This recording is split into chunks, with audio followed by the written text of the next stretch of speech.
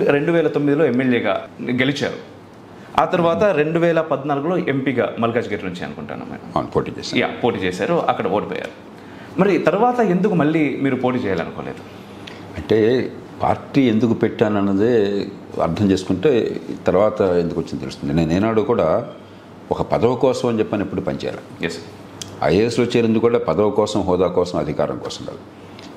ఆనాడు మీరంతా పుట్టక మనకు ఎమర్జెన్సీ అని బహుశా మీ తల్లిదండ్రులు కూడా పుట్టుండకపోవచ్చు, చిన్నపిల్లగా ఉండొచ్చు వాళ్ళు. ఎస్, ఎమర్జెన్సీ వచ్చింది 75-77 మధ్య. అంటే దేశాన్ని ఒక జైలుగా మార్చేశారు.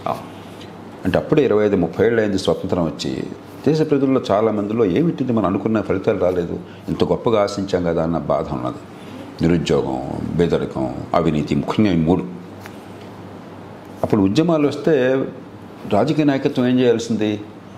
అవును, 25 ఏళ్ళు అనుకునే సాధించలేకపోయినాము, ఎక్కడ పొరపాటు ఉంది, ప్రజలను ఆకట్టుకోవటం ఎట్లాగా, వాళ్ళందరినీ కూడా మరి సంఘటితంగా చేయటం ఎట్లాగా, ఒక మార్గం నడిపించడం ఎట్లాగా, లక్ష్యాలు ప్రతిపాదించడం ఎట్లాగా, మార్పులు చేయడం ఎట్లా ఆలోచించాల్సింది. అది చేయకుండా మమ్మల్ని సవాల్ చేస్తారా అని చెప్పని దేశాన్ని జైలుగా మార్చేసి స్వేచ్ఛని పూర్తిగా నొక్కేసి మరి ఎమర్జెన్సీ విధించారు. ఆనాడు నేను విద్యార్థిని, వైద్య కళాశాలలో విద్యార్థిని.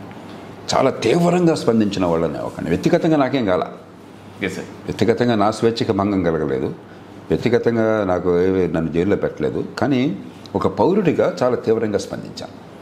ఇతర దేశాల్లో జరుగుతున్నది మన దేశం, ముఖ్యంగా అమెరికాలో రోజుల్లో వాటర్ గేట్ స్కాండల్ నుండి అమెరికా రాష్ట్రపతి చాలా చిన్న పొరపాట్లు చేశాడు. మన దేశంలో పోలిస్తే చాలా తక్కువ, చాలా మామూలు పొరపాటు అది. దానికి అమెరికా రాష్ట్రపతి వాడిని పదవి నుంచి తీసిపారేశారు. ఆయన రాజీనామా చేసి వెళ్ళిపోవాల్సి వచ్చింది. మన దేశంలో ప్రతిరోజు అంతకు 100 రెట్లు తప్పులు జరుగుతుంటాయి, జవాబుదారితనం లేదు. ఈ తేడా ఒకటి, మన దేశంలో జరుగుతున్న సందర్భం ఒకటి, రెండు నన్ను కలిచివేసినాయి. ఎమర్జెన్సీలో గట్టిగా గొంతెత్తి వ్యతిరేకించాను, నిర్భయంగా వ్యతిరేకించాను. నేను అనామకుణ్ణి, నాకేమీ మన దేశంలో మీ కులం ఏంటి, నీ తల్లిదండ్రులు ఎవరు, నీకు ఏ సంస్థలో ఉన్నావు, అది ఉంటే తప్ప మిమ్మల్ని ఏం చేయాలో అర్థం కాదు వాళ్ళకి. నాకు అలాంటివి ఏం లేవు. ఇండివిజువల్ కాబట్టి ఒక వైద్య విద్యార్థిగా ఉన్న కుర్రాడిని, బక్క పీచుకోవాలని గొంతు మాత్రం బలంగా అయిపోతున్నాను. అందుకని జైల్లో పెట్టడానికి వీళ్ళు అనవసరం అని చెప్పి అనుకుని సర్వేలెన్స్లో పెట్టారు, నిఘా పెట్టారు. నిఘా నాకు అప్పుడు తెలియదు, తర్వాత తెలిసింది. ఐఏఎస్ చేరిన తర్వాత అందరికీ కాగితాలు వచ్చినాయి, ముస్సోరి రమ్మన్న అకాడమీకి, నాకేమో రావట్లేదు. మంచి ర్యాంక్ వచ్చింది, వాళ్ళందరూ వెళ్ళిపోతున్నా, నాకు రావట్లేదు. ఏమిటానికి కొంచెం ఆ రోజుల్లో రైల్వే రిజర్వేషన్ కావాలంటే కలెక్టర్ తొక్కి విమానంలో వెళ్ళడం అనే ఆలోచన కూడా నాకు లేదు అసలు. అందుకని కనుక్కుంటే ఏమిటని చెప్పని నిఘా వేశారు మీ మీద, అందుకని పోలీస్ క్లియరెన్స్ కొంచెం ఆలస్యమైందని చెప్పారు. అప్పుడు తెలిసింది నాకు. ఆ ఎమర్జెన్సీ అయిన తర్వాత 1977 మార్చి 21 ఇప్పటికి కూడా గుర్తుంది నాకు. ఒక అద్భుతమైన విప్లవంలాగా ఈ దేశంలో ఉత్తరాది రాష్ట్రాలు ముఖ్యంగా స్పందించి ఎవ్వరూ ఊహించని రీతిలో అప్పుడు ఆ నియంతృత్వానికి దారిసిన ప్రధానమంత్రిని కానీ, ఆమె కుమారుణ్ణి కానీ, ఆమె పార్టీని కానీ పూర్తిగా తిరస్కరించారు. మళ్ళీ స్వేచ్ఛ నిలబడింది. మేమంతా కూడా గాంధీ విప్లవం వచ్చిందని చెప్పి ఆనందంతో గంతులేసాం. తర్వాత అర్థమైంది, ఆటగాళ్ళు మారారు కానీ ఆట నియమాలు ఏం మారలేదు, స్వేచ్ఛ వచ్చిన మాట వాస్తవం తప్ప ఇంకేం మార్పు రాలేదని. అక్కడి నుంచి ఏం చేయాలి ఈ దేశంలో, మనం అనుకున్న ఫలితాలు ప్రజలకు రావాలి అంటే, ప్రజాస్వామ్యంగా పనిచేయాలి అంటే ఏం చేయాలని చెప్పన్నదే నాకు నిరంతరం వేదన. అందుకని ఆ ఆవేదనలో ఉండగా ఎవరో సూచించారు, ఎంబీబీఎస్ డాక్టర్లకి కొత్తగా ఐఏఎస్లో అలౌ చేస్తున్నారు. అప్పటిదాకా ఉంది సార్ నాకు నెక్స్ట్. ఎందుకంటే ఎంబీబీఎస్ అంటేనే అసలు క్షణం తీరిక ఉండదు ఎంబీబీఎస్ విద్యార్థులకి. మామూలుగా మా లెక్క బీటెక్ చదివే వాళ్ళకి ఏంటంటే టైం చాలా ఉంటుంది కాబట్టి వీడు అటో ఇటో పోతాడు అని చెప్పేసి జనాలు అంటూ ఉంటారు. నన్ను కూడా చాలామంది అన్నారు. అండ్ ఇట్ ఈస్ ఏంటంటే నేను ఎక్కడ చూసినా కూడా ఈ బీటెక్ చదివిన వాళ్ళు కనిపిస్తూ ఉంటారు, సాఫ్ట్వేర్ కాకుండా మిగిలిన వాటిలో ఎక్కువగా. అటువంటిది ఒక ఎంబీబీఎస్ స్టూడెంట్ మీరు, ఆ రోజుల్లో డాక్టర్ అంటే ఇంకా చాలా పెద్ద అదే. మరి ఫ్యామిలీ కానీ, ఇంటి నుంచి అమ్మగారు నాన్నగారు కానీ, అటు నుంచి నేను ఐఏఎస్ అని కానీ ఒక వ్యతిరేకత ఏం రాలేదు సార్ ఇంటి నుంచి? వచ్చింది అంటే తల్లిదండ్రులు వ్యతిరేకత కాదు కానీ వద్దన్నారు. ఒక చిన్న భయం ఉంటుంది కదా వాళ్ళ లోపల. తల్లిదండ్రులు హాయిగా నీవు స్వతంత్రంగా బతకవచ్చు బాబు, మీ కాళ్ళ మీద నిలబడవచ్చు, మంచి విద్య ఉన్న చేతిలోను. అందులో మా కాలేజీ నుంచి ఆ రోజుల్లో అమెరికాకి ఏడాదికి 100 మంది వెళ్ళేవాళ్ళు. అబ్బా, ఇప్పటికి కూడా అమెరికాకి బహుశా ప్రపంచంలో largest supply of doctors Guntur medical college నుంచే ఒక 3-4 వేల మంది ఉంటారు గుంటూరు నుంచి వెళ్ళిన వాళ్ళే. అదొక ప్యాత్ ఉంది. నేను ఎప్పుడు ఏనాడు అనుకోలే. నాకు అంత మొత్తమే మాకు వరుసకి బాబాయ్గా ఉన్న ఒక ఆయన, బాబు బాగా నీకు ప్రతిభ ఉంది, పైకి వస్తావు, అమెరికా వచ్చే నేను చూసుకుంటానంటే, నేను ఆయనతో మాట్లాడుతూ, బాబాయ్ ఈ దేశంలో విఫలమైతే అప్పుడు వస్తాను అన్నాను. ఆయన హర్ట్ అయ్యాడు. అంటే మేమంతా విఫలమై వెళ్ళామా, ఫెయిల్ అయిపోయి వెళ్ళామా అన్నాడు. అంటే ఫెయిల్యూర్ అంటే నా ఉద్దేశం చేతకాకని కాదు, లక్ష్యం వేరు. నా లక్ష్యం ఈ దేశంలో మౌలికమైన మార్పులు రావాలి, ఈ దేశం బాగుపడాలని చెప్పని. అంతేగాని ఒక వృత్తిలో రాణించకపోవడం అలాంటి మాట మాట్లాడలేదు నేను. అది ఖచ్చితంగా ఈ దేశంలో ఆ మార్పు కోసం ప్రయత్నం చేయాలి అని చెప్పి అన్నాడు చెప్పాను నేను. 1973లో 17 ఏళ్ళు వయసు నాకు అప్పుడు, 17 ఏళ్ళు.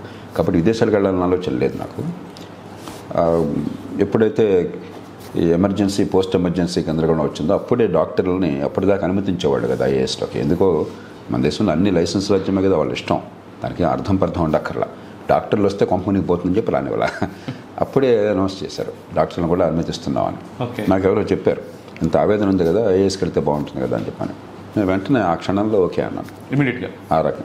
అలాగే దానిలో ఉన్నప్పుడు కూడా నేను ఏదో ఉద్యోగంలో ఉన్నాం కాబట్టి రాజుల మించిన రాజభక్తి చూపెట్టడం కానీ వాళ్ళ కాళ్ళు పట్టుకోవటం కానీ లేదు. అలాగే నా గౌరవపరచడం కూడా లేదు. ఒక అవకాశం వచ్చింది, ప్రజలకు వీలున్నంత మంచి మేలు చేద్దాం, చేతనంత వరకు చేసాం. బహుశా మిగతా వాళ్ళ కంటే ఎక్కువ చేశాం కాబట్టి ప్రజలు ఎక్కువ ఆదరించారు. కానీ ఈనాడు నాకు అద్భుతం చేసామన్న భావన నాకు కలగల. ఎందుకంటే అల్ప సంతోషులు ప్రజలు. మనం కొద్ది చేస్తే చాలా ఎక్కువ అనుకుంటారు, మిగతా వాళ్ళు మరీ తక్కువ చేస్తున్నారు కాబట్టి ఏం చేయట్లేదు కాబట్టి కూడా అనుకోవచ్చు. చెట్లు అంటే ఆవుదం చెట్టే మహావృక్షం. అందుకని అలా ఆవుదం చెట్లో ఉన్న వాళ్ళని అవ్వకండి. అసలు చెట్లే లేనటువంటి ప్రభుత్వ వ్యవస్థలో ప్రజలు బాగా అపారంగా ప్రేమ చూపెట్టారు. అంతకుమించి నేర్చుకునే అవకాశం వచ్చింది. ఎందుకంటే మనం ఎంత చేస్తామన్న దానికంటే నేర్చుకోవడానికి ప్రభుత్వంలో ఈ స్థాయిలో ఉద్యోగం చాలా గొప్ప అవకాశం. మనకి అసలు ఈ వ్యవస్థ ఏం జరుగుతుంది, ఈ పొలిటికల్ ఎకానమీ ఏమిటి, ఎందుకు అనుకున్న ఫలితాలు రావట్లేదు, ఎక్కడ బాగా చేస్తున్నా ఎక్కడ బాగా చేయట్లేదు, ఎందుకు అన్న విషయం బాగా అర్థమైంది. అందుకే బయటకు వచ్చాను నేను. ఓకే. అలాగే ఆ ఉద్యమంలో ఏ రాజకీయంతో సంబంధం లేకుండా చాలా మార్పులు సాధించిన వాళ్ళలో ఉన్నాయి ఒకడిని. అయితే సాధించిన మార్పులు మిగతా వాళ్ళతో పోలిస్తే చాలా ఎక్కువే, కానీ దేశ అవసరాలతో పోలిస్తే చాలా తక్కువ. నాకు ఆ స్పృహ 100% అప్పుడు ఇప్పుడు కూడా ఉంది. ఓకే. ఎందుకంటే ఏనాడు కూడా ఏదో చిన్నది చేసి అద్భుతం చేసామని ఆ రోజు కూడా అనుకోలేదు. ఇప్పుడంటే ఓకే, ఇప్పుడు అప్పుడు ఏనాడు లేదు. ఎందుకంటే ఒక క్లారిటీ ఉన్నది. ఇప్పుడు ఒక ఆర్కిటెక్ట్కి ఎట్లాగైతే ఓ గొప్ప కట్టడం కట్టాలంటే ఏముంటుందో మీ మనసులో చిత్రం ఉంటుంది. ఒక పిల్లలు పడిపోగానే ఒక కాలం రాగానే అంత అయిపోయింది అనుకుంటే ఎట్లా, ఒక దూలం రాగానే అంత అయిపోయింది అనుకుంటే ఎట్లాగా, నాకు ఆ స్పష్టత ఉంది. ఎక్కడ ఏది కాలము, ఎక్కడ ఏది దూలం వచ్చింది, దాని పాత్ర అంటే నాకు చాలా స్పష్టత ఉంది. కాబట్టి మంచి జరిగినా కూడా అది చూసి అద్భుతము మనకి ఇప్పుడు రోజు పేపర్లో వస్తుంటుంది, సుప్రీంకోర్టు ల్యాండ్ మార్క్ జడ్జిమెంట్ అని. అవన్నీ ల్యాండ్ మార్క్ జడ్జిమెంట్ ఈ పాటి దేశంలో 100 విప్లవాలు రావాలా. చాలా చిన్నదాన్ని గోరంతలు కొండంతలు చేసి అతిశక్తులు పలకడం మనకు అలవాటు అయిపోయింది. కాబట్టి దాని పర్స్పెక్టివ్ అంటాం, సమ్యక్ దృక్పథం అన్నాడు బుద్ధుడు. ఆ సమ్యక్ దృక్పథం చాలా అవసరం. నాకు ఎప్పుడు అది ఉన్నది, నేను ఆ మాట ఖచ్చితంగా చెప్పగలను.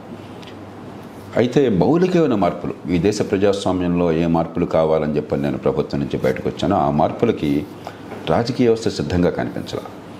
అప్పుడు నాకేమనిపించిందంటే మీలాంటి యువతరం, కొత్త టెక్నాలజీ వచ్చింది, ఆర్థిక వ్యవస్థ కాస్త పెరుగుతోంది, యువతరం ఉంది, ప్రపంచాన్ని చూస్తున్నాం. పూర్వంలా కాకుండా కొంచెం మనకి ప్రపంచంతో సంపర్కం పెరిగింది.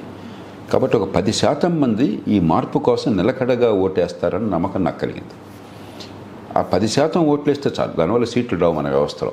కానీ 10% మంది ఉన్నారంటే వెంటనే పెద్ద పార్టీలన్నీ కదులుతాయి దేశంలో మార్పు కోసం. అందుకోసం పార్టీని పెట్టడం జరిగింది, పోటీ చేయడం జరిగింది. నాకు అనుభవం వచ్చింది ఏమిటంటే 10% ఓట్లు లేవు. ఇప్పుడు మనకి అనుభవం వచ్చేదాకా మనం ఒక అంచనా వేస్తాం. అనుభవం వచ్చాక అంచనా కాదు, వాస్తవం కనపడుతుంది. వాస్తవం కన్సిస్టెంట్గా హైదరాబాద్ నగరంలో 8-10% ఓట్లు వస్తున్నాయి. మిగతా పట్టణాల్లో 3-4% వస్తున్నాయి. గ్రామాల్లో 1%, 0.5% వస్తుంది. ఆంధ్రప్రదేశ్లో, కర్ణాటకలో, తమిళనాడులో, మహారాష్ట్రలో చాలా చోట్ల ఈ ప్రయత్నం జరిగింది. ఓకే. కాబట్టి ఇక దానిలో మనకి నిర్వివాదాంశం, మన ఊరికి ఊహాలోకంలో ఉంటే లాభం లేదు. కారణం ఏదైనా కూడా అలాంటప్పుడు శక్తి వృధా అవుతుంది. మీరు చేసే ప్రయత్నం ఫలితాలను ఇవ్వాలి దేశానికి. నాకు మన వాహనం ఏంటనేది ముఖ్యం కానే కాదు, లక్ష్యం, దారి, ఈ రెండు ముఖ్యం. ఆ దారి వెతుక్కోవాలి, ధర్మబద్ధమైన దారి కావాలి, లక్ష్యాన్ని సాధించాలి. దానికి ఇది వాహనం పనికి రాకపోతే పక్కన పెట్టేద్దాం అంతే.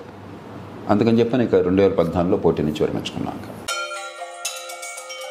శత్రుమూకల చెర నుండి దేశ రక్షణ నీ ధ్యేయమైతే నీ అవసరం ఇక్కడుంది. Please do subscribe, like and share. దద్దరిల్లేలా పక్కనున్న గంట కూడా కొట్టుర్రి.